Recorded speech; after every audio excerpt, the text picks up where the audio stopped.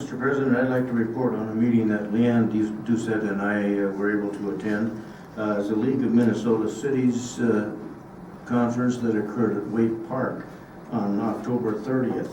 A very interesting part of that is that rather than give us pounds and pounds and reams of paper, they gave us a thumb drive. A very interesting little device. And it has in it there were a couple of topics of the day, and one was cities' data, and is it secure? And this contains the entire presentation and backup data relative to the security of this, and we dealt with that earlier this evening on a previous one. Another one, there also contains a 12-page report on incivility, which I found very interesting. This is something that from the U.S. Congress on down to the local level is simply getting out of hand in recent years. And so the League appointed a special committee to put together some things, and they came up with a report which is on here. It is also on here a complete listing of the summaries of every law passed by the legislature this past session. So there's quite a lot of information that is here of great value. I'm going to give it to Dan when we're through here this evening. But it was a meeting that started shortly after noon. It went until about 7:30. However, the last couple of hours consisted of political speeches by candidates that we can't vote for. So we did not remain for those.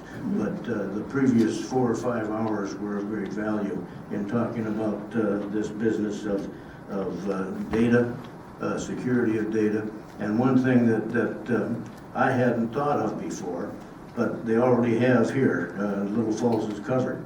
But if you have a computer expert come in and fix your computer, that person has to have a background check.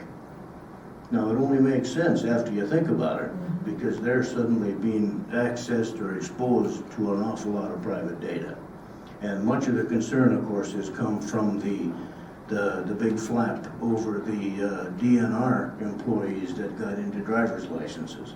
So that's something that is starting in the first of the year, that by law we have to go to great extent to cover that.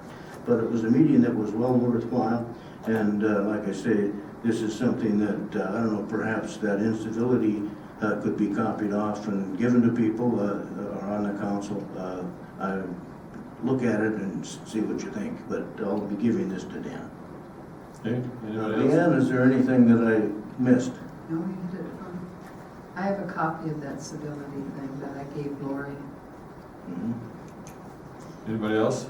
Yeah, a couple weeks ago, we had our first Neighborhood Watch meeting, the Quality of Life Committee, which is a committee that's extended off the Community 101 meeting. They're working with the police department to implement Neighborhood Watch throughout the community. I think our goal is that we would like to see a Neighborhood Watch in every street in Little Falls, every community area in Little Falls. So it was a good turnout. I think we've probably had about 15 people that signed up to try to implement the Neighborhood Watch in their community, or their area, their neighborhood. And so we'll be working with them and teaching them how to get it started. And then once those committees are set up within those neighborhoods, they will then receive the Neighborhood Watch signs. We're working, because this is a group that's been working through the Initiative Foundation that we received the grant this last year for that Community 101. We've got grant money left that will be able to purchase some of those signs, and then the information on what to give out to folks and how to start up these committees and then keep them going. So that's, yeah. Anybody else? If not, we'll recess until 12 o'clock, Wednesday, November 5th, and that's for the canvass of the election.